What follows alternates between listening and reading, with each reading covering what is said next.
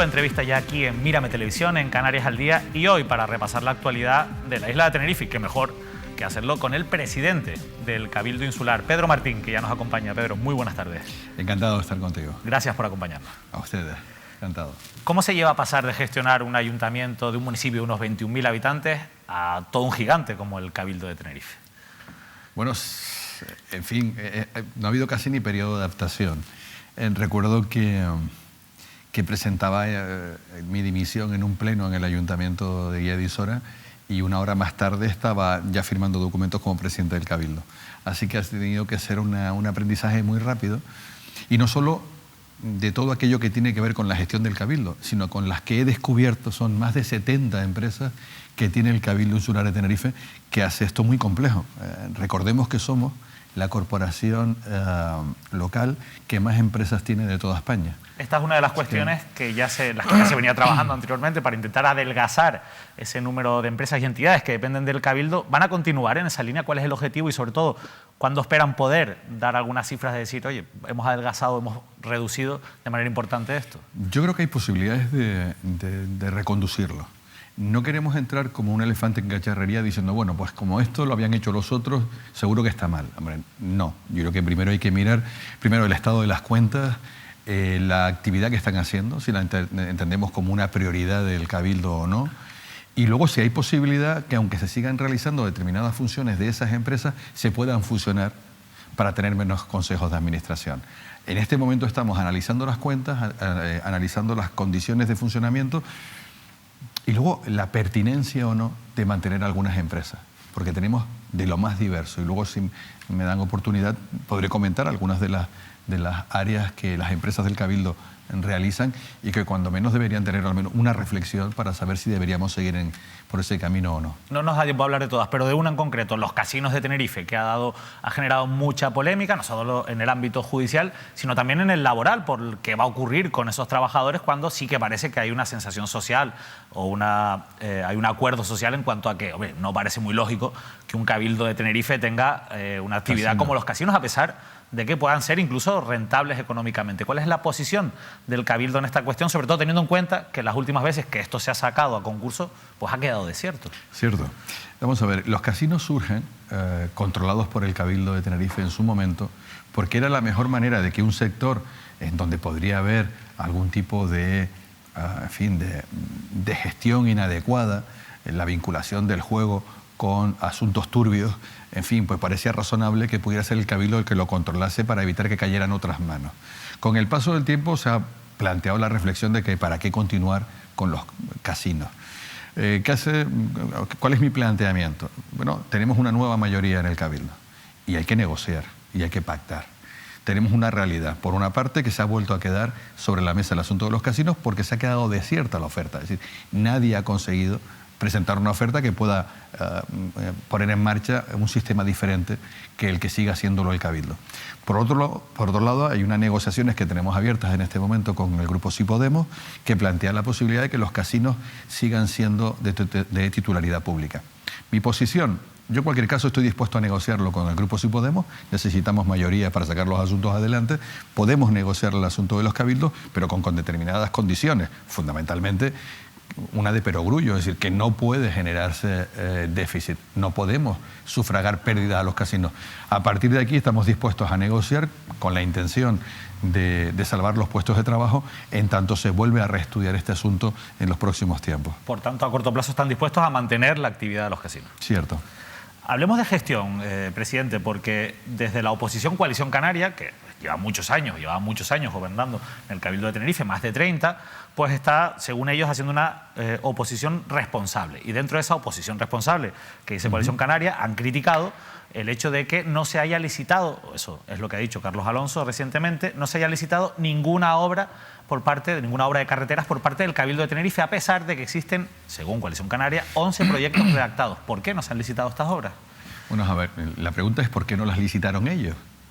Lleva Coalición Canaria presidiendo el Cabildo de Tenerife 32 años. Y estos últimos 4 años en Tenerife no se ha hecho ni una obra nueva de carretera. Tiempo han tenido. Por lo tanto, lo que ha ocurrido es que no es que hubiera proyectos, es que había o no había proyectos o los proyectos todavía carecían de las autorizaciones pertinentes. Un par de ejemplos. Obras, para no meter al Gobierno de Canarias en esto, obras directamente del Cabildo. La pasarela del Padre Ancheta. O sea, el desviar el tráfico peatonal por la parte superior necesitaba de una serie de autorizaciones. Ellos, Coalición Canaria, había dicho que ya lo iba a hacer. Incluso recuerdo una portada del periódico El Día, a toda página, diciendo cómo iba a ser la obra. Lo cierto es que cuando llegamos, pues todavía carece de bastantes elementos. Entre ellos, uno, la cesión de suelo de la Universidad de La Laguna, porque para poder hacer esa obra necesitamos el suelo de la universidad, y no estaba hecho. Varios proyectos, digamos, informes sectoriales más. Nosotros lo que nos hemos dedicado es a impulsar proyectos que estaban iniciados con la intención de que el próximo año se estén licitando ya y se pueda ver obra, no para cuando lleguen las elecciones, sino el próximo año, y otros que estamos impulsando y que carecían de informes de AENA. Por ejemplo, en la tercera vía entre el aeropuerto de Los Rodeos y Guamasa. Esa es una obra que vamos a lanzar el próximo año, pero es que no tenía el visto bueno de AENA. Nos hemos ido a Madrid a conseguir las autorizaciones. A partir de aquí, lo que vamos a es impulsar estos proyectos. Tercero, cierre del anillo insular. Aquí lo que había que hacer era impulsar cuanto antes que se empezaran obras, porque si no nos pillaba la nueva evaluación ambiental. O cuarto, en el sur de Tenerife, la obra Chafiras-Oroteanda. Más allá de la cuestión de la denuncia, que si quieren luego podemos hablar. Era una obra donde había un señor por allí como dando vueltas. Digo, mira, vamos a agilizar esto. Y es que estaba por un lado el Gobierno de Canarias haciendo obra y el Cabildo de Tenerife que también tenía que entrar. Que es lo que hemos decidido. Oye, te doy el dinero, Gobierno de Canarias, te lo entrego, ejecuta tú la obra, en lugar de estar nosotros con dos contratas peleándonos aquí por ver a quién le toca hacer qué. Ese es el camino en el que estamos intentando agilizar trámites. Yo creo que los resultados los veremos probablemente en pocos meses y empezaremos a tener la sensación de que esto de las carreteras ya empieza a tomarse en serio. Por tanto, de esos 11 proyectos de los que habla Coalición Canarias que están redactados, en ningún caso hay ninguna obra que se pudiera haber licitado porque estuviese todo ya concluido, el expediente administrativo. Hombre, a mí me encantaría poder reconocer, oye, pues qué pena que mira, lo tenían aquí justo en el momento que había que sacarlo, no se había sacado. No me consta que los proyectos importantes de esta isla que tengan que ver con el Cabildo estuvieran terminados ni en licitación, porque si hubiese sido así, cuando hubiésemos entrado, solo teníamos que hacer una cosa, adjudicar las obras a una empresa, porque se supone que ya ellos tenían el trabajo hecho, el proceso de concurso realizado, y solo tocaría que empiecen las obras. No hay ningún proceso en concurso, porque es que faltaban informes, faltaban proyectos, y en eso es en lo que estamos. Desgraciadamente yo creo que se habló mucho de carreteras, pero es que carreteras, los informes tardan como media en carreteras 9 meses o un año para salir. Así no se puede. Por eso en los presupuestos de este año estamos conformando un equipo de 16 personas que van a tener como objetivo impulsar los proyectos, sacar los concursos y tramitar papeles con más agilidad de que como se ha venido haciendo en estos últimos tiempos. Vamos a hablar de los presupuestos del Cabildo de Tenerife, pero también está en la mesa del debate los presupuestos de la Comunidad Autónoma, y Coalición Canaria desde la oposición también ha cuestionado un asunto o un proyecto que depende fundamentalmente del Gobierno de Canarias y que a usted como presidente del Cabildo le toca de cerca, pero más aún de cerca por su experiencia como alcalde de Villa de Isora, que es el Hospital del Sur. Critica a Coalición Canaria que los presupuestos autonómicos solo van a llegar, o en principio solo tenían previsto llegar 300.000 euros para el Hospital del Sur. ¿Con 300.000 euros se puede hacer algo realmente con todas las necesidades de esa instalación? No es cierto, y de hecho nos hemos reunido recientemente la consejera y yo en el Hospital del Sur y en el Hospital del Norte. Fundamentalmente para que en los dos lugares haya un compromiso de incremento de los servicios que se van a prestar, de la cartera de servicios. Ya que me habla del Hospital del Sur, ahora mismo estamos negociando con el Gobierno de Canarias la ejecución de un bloque que ahora mismo está en estructura para construir en ese lugar más camas, para poder construir quirófanos, porque si no hay quirófanos no podemos llamar a eso un hospital, para poder mejorar las urgencias, para poner laboratorio. No el laboratorio como denominan los técnicos en seco, de esos que pones una tirita y sacas a ver qué te dio. No, un laboratorio de verdad, porque si no hay un laboratorio de verdad no puede haber quirófano. En definitiva, estamos impulsándolo. Una parte del dinero del FEDECAN se puede destinar aquí, a esto. Y yo creo que el próximo año de verdad veremos un cambio, porque ya estamos llegando a acuerdos, nos falta todavía conformar el convenio para que donde estaban los antiguos barracones del Mojón se puedan demoler y construir ahí un centro para personas de gran dependencia que correspondería al Cabildo, luego su mantenimiento, su cuidado, y dependerían de nosotros, y luego el edificio que ahora mismo está en estructura y que los vecinos pueden ver cuando llegan por allí, que aquello está levantado y lleva parado un montón de tiempo, entregárselo al Gobierno de Canarias como bloque hospitalario, con lo cual tendríamos un gran hospital del sur. Y ese es el camino, tanto aquí como en el norte, para evitar que venga a colapsar en la zona metropolitana. Ese camino vale más o cuesta más de 300.000 euros, lo digo porque... Vamos a ver, sin lugar a dudas. ¿Usted puede garantizar de que va a venir más dinero para los hospitales del norte y del sur? Mire, lo que vamos a garantizar es que el Cabildo va a impulsar el proyecto del nuevo bloque de Hospital del Sur y todas aquellas obras necesarias en el Hospital del Norte, si fuera el caso, para que al final puedan ser hospitales de verdad y no centros médicos grandes, que es un poco lo que son ahora. El Gobierno se ha comprometido a poner la inversión. De hecho, para agilizar trámites, lo que estamos planteando es, ya que el Cabildo es titular de un bloque completo de un edificio, acabemos la obra, el Cabildo, en lugar de estárselo pasando al Gobierno, papeleo para arriba y para abajo, no, vamos a acabar esa obra y se la vamos a entregar al Gobierno de Canarias terminada para que pueda tener ya un hospital. Y a cambio ellos tienen que redactar la parte que correspondería de sociosanitario en la zona antigua del Mojón. Nos parece la forma más ágil para ver resultados en un plazo razonable de tiempo. Hablaba antes y nombraba el FEDECAN. También le han cuestionado por lo que es un recorte dentro del dinero de los fondos que llegan a Tenerife, en torno a 22 millones de euros, y han cuestionado que usted no ha puesto el grito en el cielo por este recorte. ¿No le molesta que llegue menos dinero del que en principio estaba comprometido para Tenerife? Vamos a ver, el FEDECAN son unos dineros que el Gobierno de Canarias, si quiere, se lo queda para él. O sea, la ley no obliga a que le entregue dinero al Cabildo. Esto es un acuerdo que se tomó en su momento y que se puede mantener o no. Nosotros los cabildos todos hemos dicho que no vamos a renunciar al FEDECAN y que queremos que se mantenga. El Gobierno de Canarias nos dice, oye, como tengo una situación económica complicada y quiero destinar dinero a hospitales, a educación, voy a utilizar esta parte del dinero y las aportaciones que tenía que hacer para proyectos insulares las vamos moviendo en el tiempo. Bien, es un planteamiento, puedo estar de acuerdo o no, pero se puede negociar, sobre todo si es para que se invierta dinero en Tenerife, al menos por la parte que a mí me toca. Es decir, no es que se le arrebate el dinero al Cabildo de Tenerife para llevárselo a otro lugar, sino que pueda tener más disponibilidad económica el Gobierno de Canarias para invertirlo en Tenerife. Y en eso vamos a estar muy vigilantes. A mí me gustaría que me hubieran dado todas las perras del FEDECAN, pero puestos a que el Gobierno se quede con una parte, lo que quiero es que entonces lo inviertan donde de verdad tenemos necesidades. Educación es una, servicios sociales es otra y desde luego sanidad es otra. Y ahí sí que vamos a estar muy vigilantes. ¿Tiene el compromiso, por lo tanto, del Gobierno de Canarias para que se invierta en esos ámbitos? Sin lugar a dudas, sin lugar a dudas. Y por cierto, Coalición Canaria resulta que ahora eleva la voz y dice que está muy cabreada. Bien, es respetable, ¿eh? Pero en el año 2011, 2012, 2013, 2014... el Gobierno de Canarias le dijo a los ayuntamientos y a las corporaciones locales, oiga, que el dinero de la subida del IJIC, que aplicó en su día, estando Paulino Rivero de Coalición Canaria de presidente, oiga, que ese dinero me lo voy a quedar para nosotros, sean solidarios. Y ahí fuimos todos solidarios. Me imagino que no sería porque el presidente era de coalición y ahora no lo es, pero fuimos solidarios. Ahora se plantea algo similar, con menores cantidades de dinero y sin embargo no les gusta. En fin, yo creo que esto chirría un poco. Vamos a seguir planteando que el FEDECAN siga siendo el instrumento que se planteó en su momento para financiar inversiones en las islas, pero puedo entender en un momento determinado que somos capaces de negociar con el Gobierno inversiones en nuestras islas, aunque sea fuera del FEDECAN. Hablando de dinero, de cuentas, de inversiones, ya han presentado los presupuestos para el próximo ejercicio, que ahora están en fase de debate y que previsiblemente se aprobarán en el Pleno del próximo 27 de diciembre. Usted ya advertía hace como cosa de una semana que este no va a ser el mejor de los presupuestos para el Cabildo de Tenerife. Evidentemente es el primero que ustedes van a hacer en esta nueva corporación insular.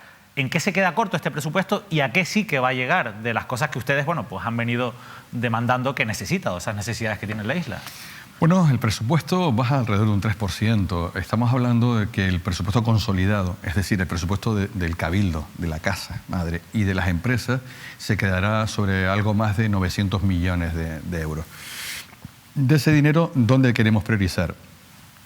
Tenemos 5 grandes líneas, pero si tuviese que resumirlas para no alargarme mucho, en 3, 1, movilidad, 2, todo lo que tiene que ver con el área social, donde incrementamos de manera muy notable, y luego políticas medioambientales. Y por ahí pasa no solo la depuración, tiene que ver también el tratamiento de residuos en Arico, etc. ponemos el acento en aquello que propusimos cuando nos presentamos a las elecciones. El ámbito social, por ejemplo, sube poco más de un 25%. O sea, metemos 19 millones de euros más y, por ejemplo, en el caso del IAS, el Instituto de Atención Sociosanitaria, nos ponemos en 202 millones de euros, porque creo que las políticas sociales y especialmente las de dependencia estaban completamente abandonadas y este es uno de los ámbitos en los que tenemos que trabajar. Hablando de políticas sociales, para hablar de un caso concreto, es un área muy inmensa, el IAS de por sí ya tiene de por sí mismo un presupuesto enorme, mucho más que cualquier otro cabildo, quitando los 2 cabildos capitalinos.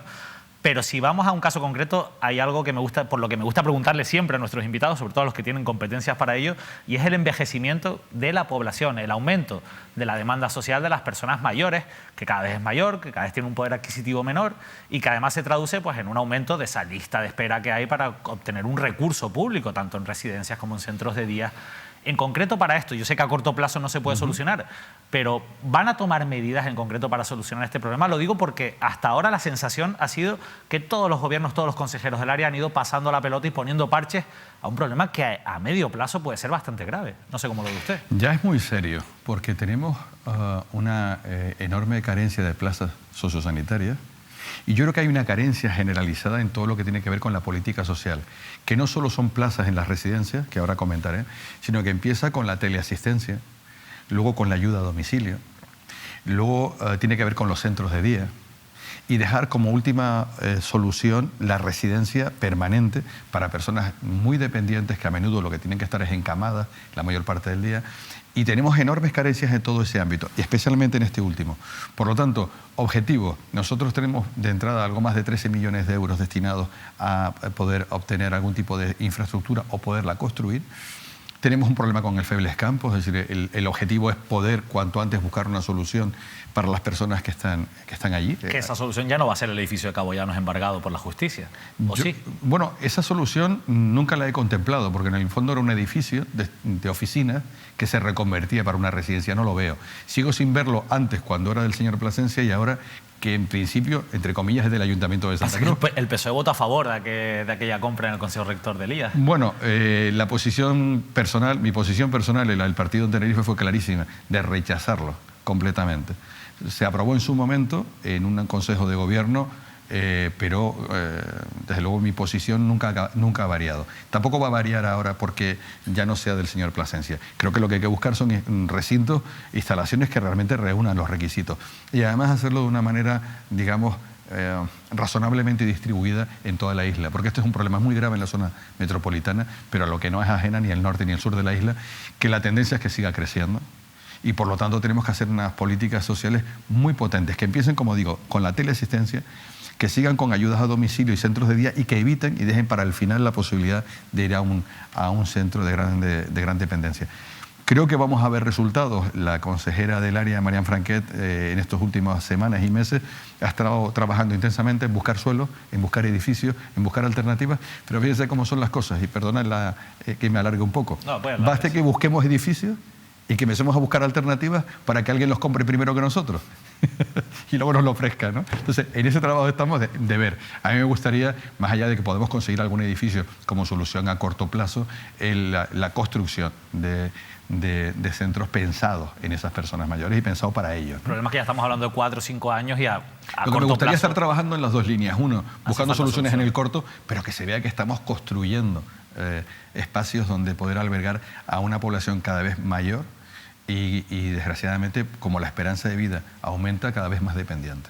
En cualquier caso, para aprobar estos presupuestos para el próximo ejercicio, no solo les vale con la ayuda de su socio de gobierno, que es Ciudadanos, sino necesitan otro apoyo. En principio parece que va a ser Podemos, que ya apoyó la moción de censura, pero imagino que están negociando. ¿En dónde discrepan ahora mismo, dónde discrepa Podemos con este presupuesto? Bueno, nosotros lo que estamos buscando es los puntos de encuentro. Somos dos partidos políticos distintos. Además, tenemos que llegar a un acuerdo con Ciudadanos. Lo que hemos hecho ha sido partir de un documento que firmamos en su momento cuando se planteó la moción de censura. No se hizo una moción de censura con el único objetivo de que no gobernase Coalición Canaria y gobernase yo. Planteamos tanto con Ciudadanos como con el Grupo Sí Podemos un acuerdo que tenía que ver con estabilidad laboral, que tenía que ver con aspectos medioambientales, que tenía que ver, en fin, con muchísimos asuntos que en estos días estamos negociando para incorporar las propuestas de Sí Podemos en los presupuestos. Creo que vamos bien encaminados, yo creo que al final podremos cerrar acuerdos porque hemos querido reflejar en los presupuestos mucho de lo que fue la base de negociación que permitió que yo esté hoy como presidente del Cabildo. En el Cabildo de Tenerife, en los últimos 5 años, se han aumentado más de un 800% lo que se llaman subvenciones nominativas, las subvenciones directas, las que se dan a dedo. Tal es así que ya son más esta vía, digamos, excepcional que permite la ley, que las que se dan por concurrencia competitiva. En el próximo ejercicio, en el año 2020, ¿se van a reducir estas ayudas directas y, sobre todo, proporcionalmente van a ser menor comparado con las de concurrencia competitiva? Bueno, eso es una pregunta interesante porque va directamente a uno de los debates en los que estamos ahora, en las negociaciones de los presupuestos. No van a aumentar, de hecho van a disminuir. Van a disminuir. Nuestra intención es que puedan disminuir de entrada como mínimo una cuarta parte. Y es probable que más. En ese proceso estamos. Que fuera a decir que todas las subvenciones directas se van a acabar, esas que se dicen a dedo, no. Porque además creo que hay subvenciones directas que son necesarias. Hay determinadas líneas de investigación que le das a la Universidad de La Laguna. Podríamos hacer un concurso, pero parece razonable. Tenemos determinadas asociaciones que luchan contra el cáncer, que tienen una sólida reputación y que están haciendo un magnífico trabajo. Parece razonable que a lo mejor nos planteemos que haya asociaciones con nombres y apellidos que puedan recibir una subvención. Porque de otra forma sí, podríamos hacer un concurso. Pero es tanto el número de concursos y es tan largo el procedimiento que por el camino se nos van los meses y hay acciones que se están ejecutando ya, actividad o servicios públicos que se están prestando que no sería bueno que se interrumpiesen. Digo, estoy hablando de cáncer, estoy hablando de enfermos de Alzheimer, estoy hablando de otros muchos, que parece que, oiga, yo por eso no estoy en contra de las nominativas por sistema. Creo que son una solución ágil para apoyar a personas que están prestando un gran servicio a la sociedad. Pero que en cualquier caso, en base al compromiso adquirido con los grupos que apoyan mi investidura, se va a reducir, ya adelanto, que no menos de una cuarta parte y estamos en la línea de poder incrementando de aquí al cierre de los presupuestos definitivos, incluso incrementar más la eliminación de estas asignaciones directas. Estaremos también muy pendientes de este asunto que, como usted bien dice, genera debate, pero otra cuestión que está generando también bastante debate en la actualidad y que tiene que ver con, en este caso, los dedos de la mano o los nombramientos a dedo, es el caso de lo que se ha llamado los dedazos de los directores insulares en los cabildos y esa propuesta de la FECAI que, vía enmienda a los presupuestos de la comunidad autónoma, quiere modificar la ley de cabildos para flexibilizarla, es decir, para que se pueda nombrar directamente a los directores insulares sin un procedimiento de concurrencia, de publicidad, de méritos y de capacidad. ¿Por qué están haciendo esto? O dicho de otra manera, presidente, ¿no es esto una manera de fomentar una puerta de entrada por la vía de atrás para amigos y personas por afinidad política y no por mérito y capacidad? Depende del uso, como todo, depende del uso que se le dé. Pensemos, una institución como el IES, Instituto de Atención Sociosanitaria, 202 millones de euros, donde hay un equipo importantísimo de personas. Parece razonable que la consejera pueda tener un director general de su confianza con un recorrido profesional acreditado. No puede, una persona que no tenga estudios superiores no puede optar a ser director insular. Tiene que tener estudios superiores y tiene que tener una formación. Y parece razonable que puedas poner una persona de tu confianza para gestionar la diversidad de áreas de inversión que se mueve en este ámbito. Por lo tanto, yo no lo veo de una forma tan traumática. O sea, en un cabildo que tiene miles de trabajadores, que puedas tener 8 directores o 9 directores insulares para determinadas áreas, no me parece a mí tan escandaloso, siempre y cuando la persona que sea, digamos, esa mano derecha del consejero para gestionar los asuntos que él no puede llevar directamente, sea una persona con suficiente formación, ¿no? A partir de aquí, el Cabildo de Tenerife tiene menos problemas que el resto de cabildos porque ya en el ROSIT se planteaba la posibilidad de esa asignación de los directores. Ya existe en el Gobierno de Canarias, es otra de las opciones, el Gobierno de Canarias también lo hace, y yo no lo creo tan descabellado. O sea, aparte que estos directores no adquieren ningún privilegio ni ninguna estabilidad laboral con el paso del tiempo. O sea, no es algo como cuando haces una contratación irregular y al cabo del tiempo se acaba quedando ya en la casa. En este tipo de puestos desaparecen desde el momento que desaparece el gobierno. Hablando de ejemplos concretos, ha llamado mucho la atención en su caso, en el caso de su socio de gobierno, de Ciudadanos, que, por ejemplo, para cubrir esas plazas de directores insulares que les correspondían, lo que han hecho es colocar a personas que iban en su lista electoral y que se han quedado fuera porque no han obtenido su plaza de consejero. Esto, ¿no cree usted que de cara a la sociedad pues no ayuda a pensar en que tenemos unas administraciones profesionalizadas? Bueno, vamos a ver, hemos idealizado la idea de que para que se hagan las cosas bien tiene que ser un funcionario.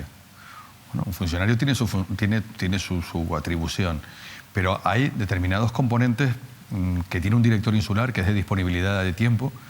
Tiene que garantizarte que va a tener la misma disponibilidad que un cargo público, es decir, todos los días tiene que estar disponible, tiene que estar disponible de mañana y de tarde y tiene que estar, lógicamente, con una disponibilidad que quizás si fuera un personal del Cabildo difícilmente podría prestar. A partir de aquí yo puedo entender que se busquen perfiles que conozcan la materia. Yo lo único que he exigido a mis socios es que las personas que cojan esa responsabilidad vengan con una formación previa y que sea acreditada. A partir de aquí yo dejo a su criterio las personas que vayan a colocar y luego ya vamos valorando cuál es la función, porque pasado un tiempo nos hemos dado 6 meses, 8 meses de plazo para ver cuál ha sido la gestión de esos directores y, si fuera en su caso, tomar las medidas oportunas. ¿Se puede aprobar esto cuando hay 2 leyes que son nacionales, como es la Ley de Bases del Régimen Local y el Estatuto Básico del Empleado Público, que claramente dicen que los nombramientos de las administraciones locales de los directores tiene que ser por méritos y capacidad, por concurrencia y con publicidad? Lo digo porque es verdad que hay un reglamento que ya incumple esas leyes en el Cabildo de Tenerife, pero también es verdad que nadie lo ha impugnado hasta el momento. Entonces, ¿legalmente es posible lo que ustedes quieren hacer? No sé cómo acabará la impugnación, ya veremos. Pero en cualquier caso, yo creo que igual que ese mecanismo obra en el gobierno de Canarias, perfectamente creo que es asimilable para los cabildos insulares. Vamos a hablar de otro asunto que también es importante, Pedro, porque usted también se ha posicionado públicamente sobre esto. El puerto de Fonsalía. ¿Fonsalía sí o Fonsalía no? Yo es que ¿Y por qué? Es un debate hasta cierto punto artificial. Es decir, miren, yo cuando empecé de alcalde en el año 95, hace ya 24, casi 25 años, de la primera reunión que tuve en Santa Cruz fue para hablar del puerto de Fonsalía. Ya en aquel momento había un estudio de alternativas que decía que la mejor ubicación por costes económicos era el suroeste, concretamente en Guadalajara, para hacer ese puerto. Pero a ellos no se le hizo mucho caso, la verdad. Se empezó a trabajar en la elaboración del proyecto. Cada cierto tiempo se paraba. Llegó el momento, yo creo que ese fue el error, en el que ese puerto que lo iba a construir el Estado, el gobierno de Canarias decidió que quería que fuera suyo, que no fuera del Estado, que no lo construyera el Estado, sino que iba a ser un puerto de la comunidad autónoma. Eso creo que fue un error, pero bueno, en fin, las cosas pasan. Y luego, una vez que lo cogió el gobierno de Canarias, pues yo creo que cada cierto tiempo le daba un impulso, luego lo dejaba dormir. Como no tenía dinero para ejecutarlo, estamos hablando de un puerto de unos 240 millones, pues ahí lo dejaba medio dormido. Yo creo que este es el momento de acabar ya con esta historia de 25 años. Creo que aquí se tiene que implicar el gobierno de Canarias, ver si es posible la implicación del gobierno del Estado o la implicación privada, porque evidentemente esa es la mejor ubicación para el puerto que va a conectar La Palma, La Gomera y El Hierro con Tenerife. Porque yo ya recuerdo de aquel estudio de alternativas que en el año 95 la solución del puerto de Fonsalía suponía 1.000 millones de pesetas de ahorro de aquel entonces anuales por tener esa ubicación. Con el paso de los años yo creo que se justifica más, incluso desde un punto de vista medioambiental. Desde un punto de vista medioambiental, sin embargo, también los ecologistas consideran que no es una zona adecuada porque se encuentra dentro o lindando con lo que es una zona de especial conservación, aunque está dentro, digamos, de un vacío, un agujero que existe dentro de esa SEC. ¿No cree usted que afectará, como defienden los ecologistas, a la fauna y la flora, teniendo en cuenta que hay una importante reserva de cetáceos en esa zona? Bueno, es que los cetáceos no solo están allí, es que los cetáceos están en toda la zona. Si fuera por eso, pues también tendríamos que decir que el puerto de los Cristianos, a lo mejor deberíamos tomar medidas para que no salieran barcos del puerto de los Cristianos. Pero lo cierto es que salen porque tenemos que comunicar las islas. Y los cetáceos se mueven por toda la costa sur, suroeste y en fin, por nuestras islas. Por lo tanto, yo creo que lo que hay que es asumir las correcciones, las recomendaciones de los estudios medioambientales para tomar las medidas que ayuden a reducir ese impacto o a eliminarlo. Pero yo creo que, en fin, cuestionar este puerto a estas alturas, desde mi punto de vista, no tiene demasiado sentido, porque yo creo que desde el punto de vista medioambiental, y eso siempre se olvida, es que la reducción de la huella de carbono, del coste económico que supone el transporte de este punto a cualquier otro de Canarias, de Tenerife, es evidente. Y lo que está claro es que vamos a tener que seguir conectando por mar Tenerife, La Palma, La Gomera y El Hierro. Ese transporte es evidente. Pensemos que ahora mismo el puerto de los Cristianos es uno en determinadas épocas del año es el puerto de mayor tráfico de pasajeros de España. Si esa necesidad está ahí y va a continuar estando, porque tenemos que seguir teniendo comunicadas las islas, parece razonable que tengamos que decir si la alternativa de Fonsalía sigue siendo válida o no. Pasa que también esto se suele opinar mucho viéndolo en perspectiva, es decir, si se coge el mapa del litoral de Tenerife, pues al final uno se encuentra con además el puerto de Santa Cruz, el puerto de los Cristianos, el puerto de Fonsalía, el puerto de Garachico, el puerto de Granadilla, que también era algo indispensable, que casi no podíamos vivir sin ellos si hubiésemos escuchado o si nos llevásemos por lo que decían los políticos y los empresarios. Y el resultado es que tenemos lo que tenemos. ¿No cree usted que tenemos demasiados puertos? Pero David, sí, yo creo que es un poco injusto también el criticar al puerto de Granadilla cuando es un puerto que está sin terminar, puerto que está a medias. O sea, está a medio gas porque la inversión que necesita ese puerto no se ha realizado. Buena parte de la dársena que permitiría aumentar el servicio que presta ese puerto a la isla de Tenerife no se ha construido. Estamos en veremos. Entonces, claro, a día de hoy es un puerto que está al 50% de su construcción. O sea, creo que probablemente evaluar la utilidad de ese puerto deberíamos hacerlo cuando estuviera terminado, porque hoy por hoy, desgraciadamente, sigue siendo un puerto que está muy por debajo de los servicios que podría llegar a prestar. De todas formas, volviendo al principio de la pregunta, ¿no cree usted que en perspectiva son demasiados puertos para una isla como Tenerife? ¿No estamos llenando de cemento nuestro litoral? Bueno, habría que analizarlo caso por caso. No creo que hacer una visión global desde arriba diciendo que es mucho, depende para qué.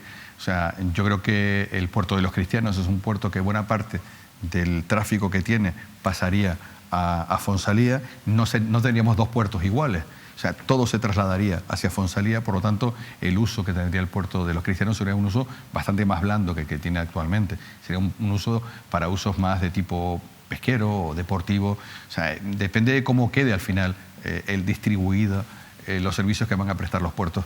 Yo casi preferiría analizar caso por caso y pronunciarme en cada caso en particular, más que hacer una visión tan genérica. Nosotros nos encantaría tener todo el tiempo del mundo para hablar de caso por caso y, por supuesto, de muchos otros asuntos que podríamos hablar con el presidente del Cabildo, pero el tiempo en televisión es el que es y antes de despedirnos, Pedro, me gustaría hablar de una iniciativa en la que colabora también el Cabildo de Tenerife y que impulsa Mírame Televisión, que es ese plan de Islas Solidarias que culmina el 20 de diciembre con un telemaratón solidario en el municipio de La Laguna. Es verdad que a veces uno se plantea que ojalá no se tuvieran que hacer estos telemaratones, que al final no se tuviera que hacer una atención tan asistencialista a las personas, pero después, por otro lado, la realidad es la que es. Es la que es, sin duda. ¿Qué opina usted de este tipo de iniciativas? Yo creo que las instituciones públicas, por nosotras solas, no vamos a poder nunca cubrir los servicios de la sociedad. Por eso, qué importante el de iniciativas como esta, o qué importancia, por ejemplo, lo que hacíamos el otro día, hace poquitos días en el Cabildo, que era premiar el voluntariado. En el fondo estos son esfuerzos voluntaristas, pero más allá que son una manera de señalar las carencias que tiene la administración, que también son una forma de demostrar el nivel de madurez y de solidaridad de la sociedad en la que vivimos. Solo sociedades desarrolladas y comprometidas tienen voluntarios. Y por lo tanto, creo que ese es un síntoma que hay que mirarlo desde el punto de vista muy positivo, ¿no? De que tenemos una sociedad que es capaz de implicarse, ya sea en medios de comunicación, ya sea un colectivo de jóvenes como se premiaban el otro día, otros que trabajan en la limpieza de los fondos marinos. Es decir, qué bueno es tener una sociedad que se vertebre, no solo dependiendo de las instituciones públicas, sino de esta masa social, de colectivos, de personas que deciden implicarse sin pedir nada a cambio. Sin pedir nada a cambio, son más de 120 ONGs las que participarán. Exacto. El 20 de diciembre en el telemaratón. Pedro Martín, muchas gracias por haber estado en esta entrevista. Gracias además por habernos conseguido la entrevista de una semana para otra, por no haber tenido problemas en sentarse aquí y contestar a todas nuestras preguntas. Y lo digo también un poco de cara al futuro, es decir, que ojalá que dentro de unos meses podamos volver a tener este encuentro y seguir, por nuestra parte, fiscalizando la labor del Cabildo y por la suya, siendo transparentes con lo que hacen. O sea, no me haya vuelto medio bobo dentro de unos meses y ya no quiero atender los medios, ¿no? Bueno, no sería el primero, no sería el primero. Yo espero, no sé, a veces la agenda va como va, porque le garantizo que es algo muy temprano de ella y llego por la noche ya siempre, y a veces es complicado buscar huecos en la agenda, pero estaré encantado de estar aquí. Muchas gracias. Pedro Martín, presidente del Cabildo de Tenerife. Nos vamos corriendo, eso sí, recordándoles que el 20 de diciembre tienen una cita ineludible en el municipio de La Laguna. Que pasen una feliz noche. 25.000 canarios en situación límite necesitan tu ayuda. 8.500 familias necesitan tu apoyo.